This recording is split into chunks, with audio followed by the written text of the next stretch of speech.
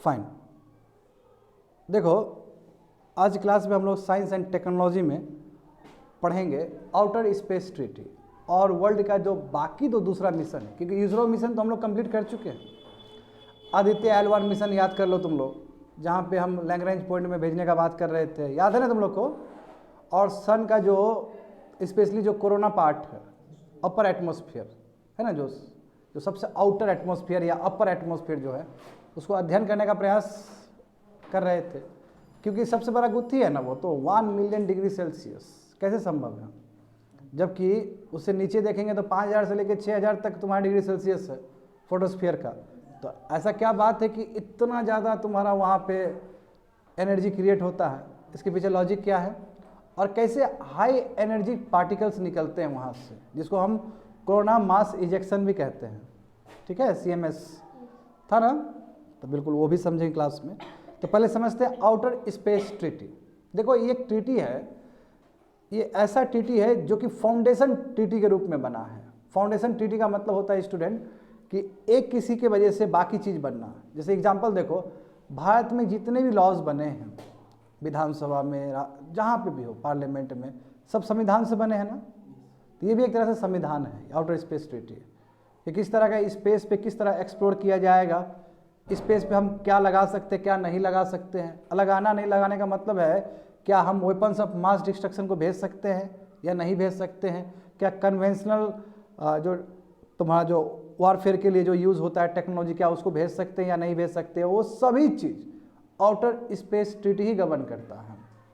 तो very very important, it is the foundation of any kind of things that are related to your space technology. ठीक है, ये foundation stage है। देखो outer space treaty, इसका formal name क्या है, treaty on principles governing the activities of states in exploration and use of outer space. इसका पूरा नाम है, फॉर्मल नेम है। चाहे मून हो या फिर दूसरा सेलेसियस बॉडी हो सकता है। दूसरा सेलेसियस बॉडीज का मतलब क्या है, जितने भी तुम प्लैनेट वगैरह देखते हो या एस्ट्रॉइड जो भी देखते हो, ये सब तुम्हारा क्या है, सेलेसियस बॉडीज है। तो ये ट्रीटी क्या है, तुम्हारा basis of international space law. पता है ना, जितना भी इंटरनेशनल स्पेस लॉ बनेगा उसका ये फाउंडेशन ट्रीटी है, इसके आधार पर ही दूसरा ट्रीटी बनेगा।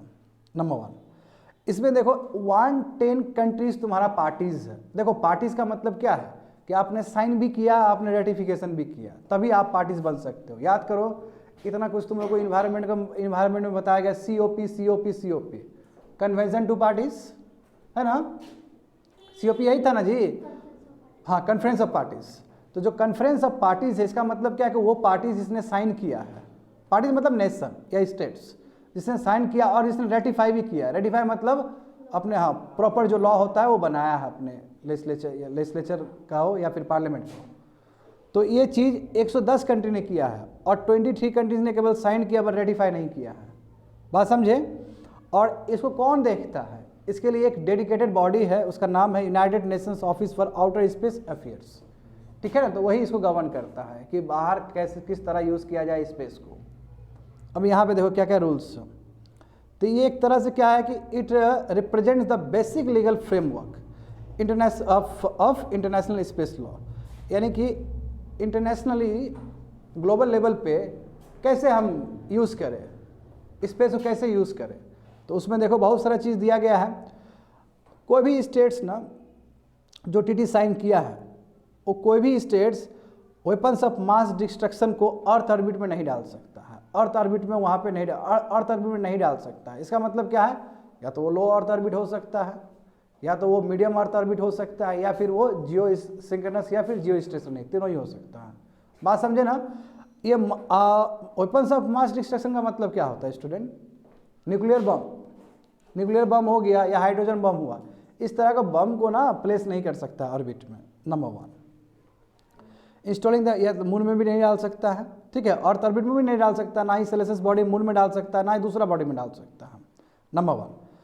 दूसरी बात यह है कि आप मून पे जाओ, कोई दिक्कत नहीं है। आप कोई भी सेलेसियस बॉडी पे जाना है, मार्स पे जाना है ना, आपको सैटर्न पे जाना, आप जाओ, कोई दिक्कत नहीं है। बट जाके ये क्लेम नहीं करना है कि मार्स मेरा बन गया, मून मेरा बन गया, ये जगह मेरा हो गया, आप क्लेम नहीं कर सकते हो। बात समझे। बट जो ऑब्जेक्ट आप ले गए हो, जैसे एग्जांपल देखो, नासा ने परसिवेरेंस रोवर भेजा था ना अपना, याद है तुम लोग को नासा का जो मार्स मिशन था उसमें परसिवरेंस रोवर को भेजा गया, रिमेंबर? इंडिया भी भेजा है ना, जानते हो ना, हमारा मंगलयान प्रोजेक्ट जो हुआ था हमने भी भेजा। जो परसिवरेंस रोवर है जो वहाँ पे इनपुट ले रहा है उसको क्लेम कर सकता है, रोवर को वो क्लेम कर सकता है उस सब्जेक्ट को, बट वो लैंड को क्लेम नहीं कर सकता है।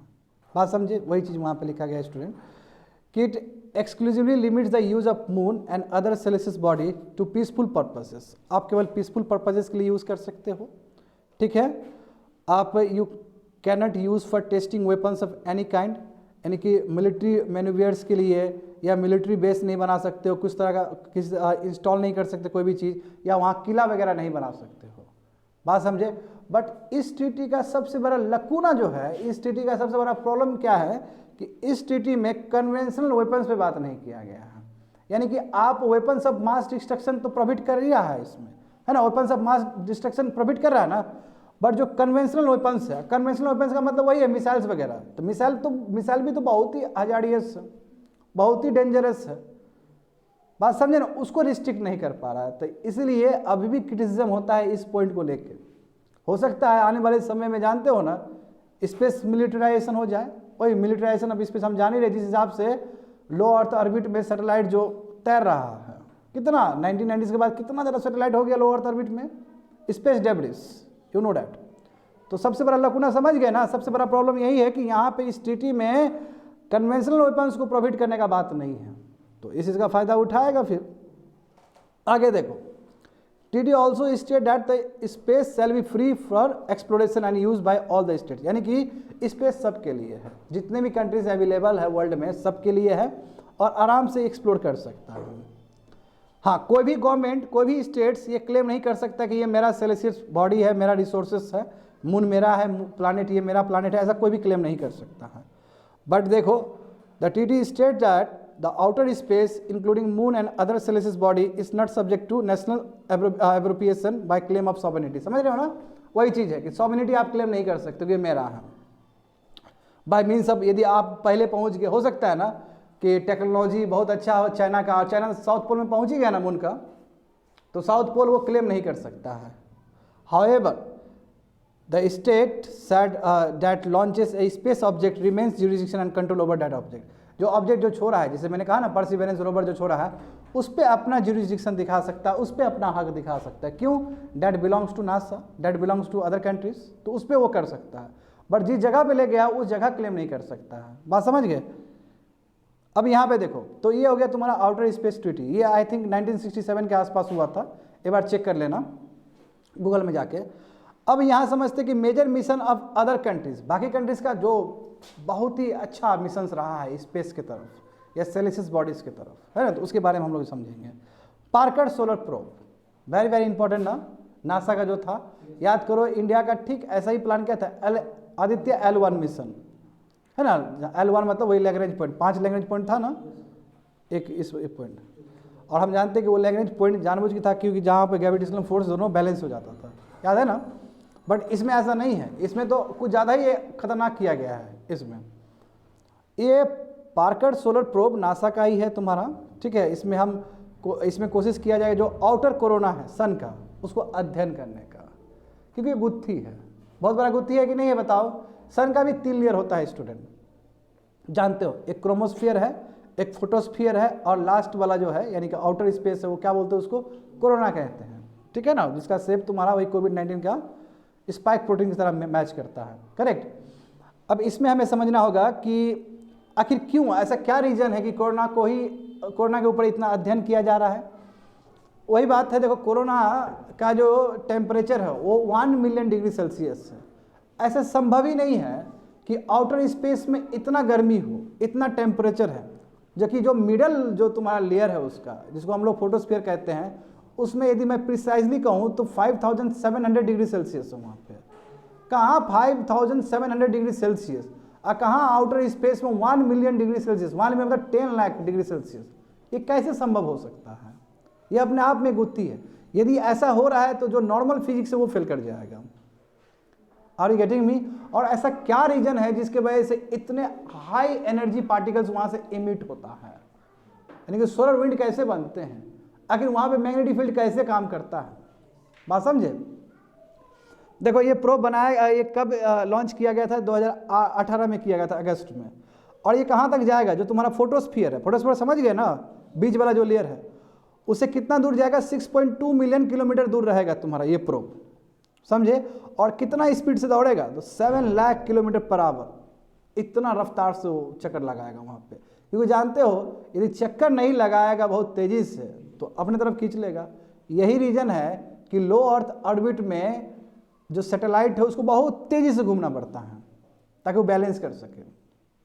जैसे एग्जांपल देखो ना, तुम लोग मौत का कुआं देखने के लिए जाता है ना, देखता है उसमें एक स्पीड मेंटेन करना पड़ता है। यदि बहुत आराम से कछुआ छाप के हिसाब से चला जाएगा, गिर जाएगा वो।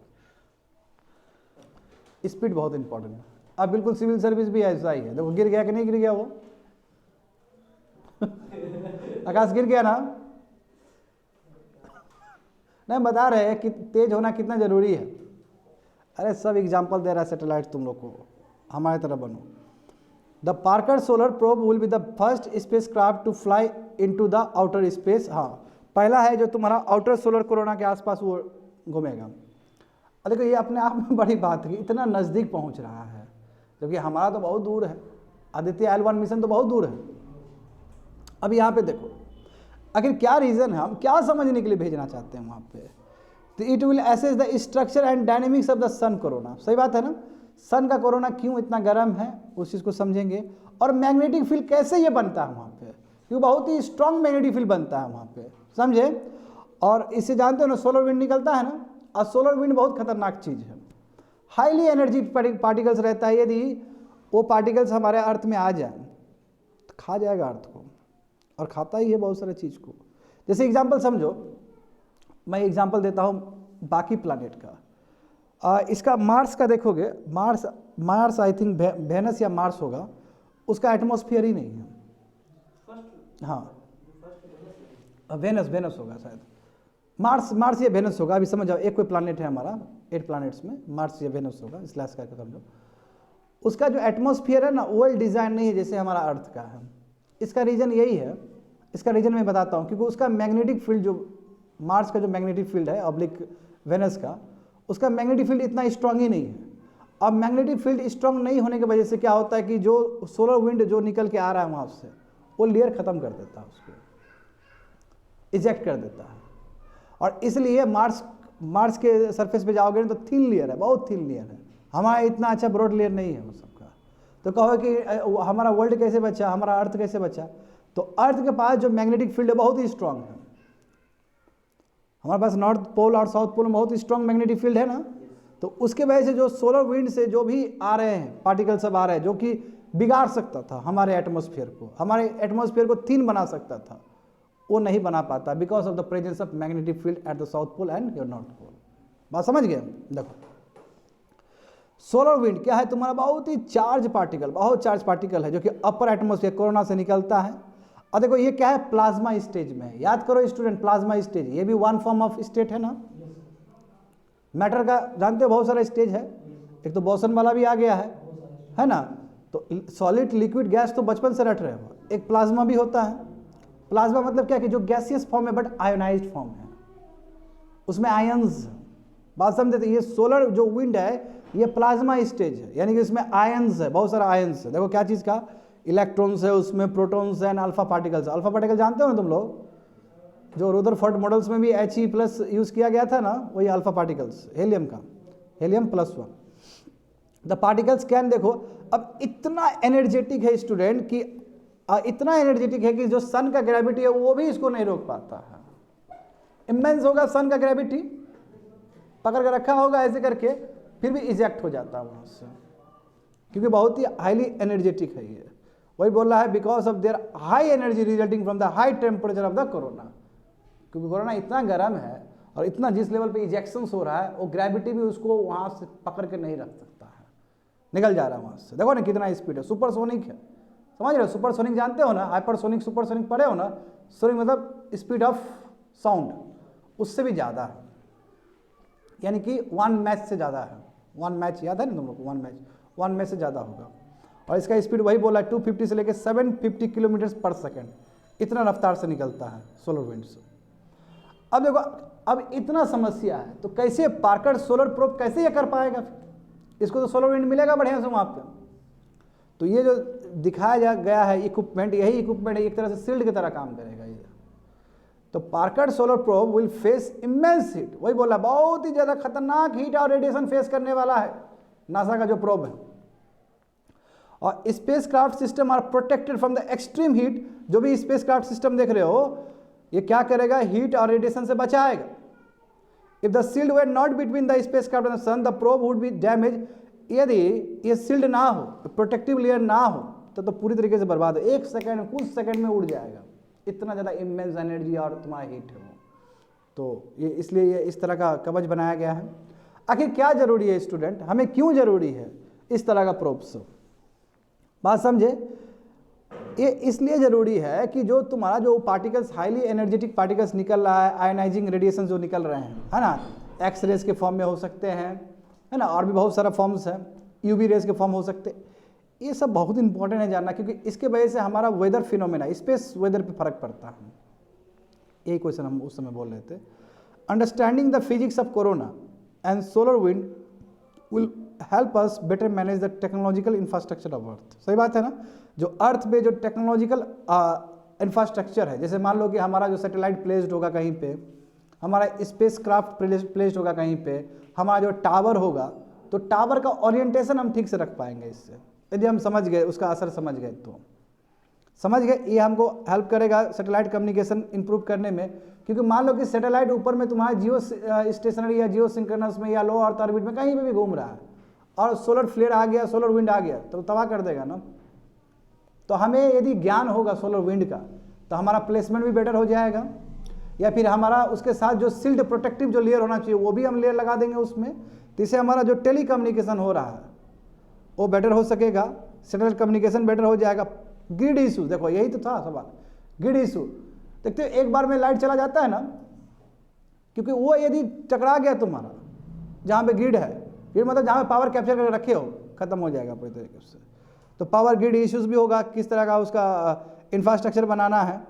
और radiation exposure on airline flights, जो ऊपर चलता है हवाई जहाज से, तो वो भी अपने आप को बेटर इक्विप कर पाएगा, वो भी अपना रास्ता देखेगा अच्छे से। समझ गए? ये था ना ऑप्शन सब? हाँ। और एस्ट्रोनॉट सेफ्टी के लिए भी बहुत जरूरी है स्टूडेंट, ठीक है ना? तो इस रीजन से और भी बहुत हो सकता है ना, सोचने वाली बात है, और भी बहुत सारा हो सकता है। तो ये सब रीजन के वजह से इस तरह का प्रोब जरूरी था। That's it.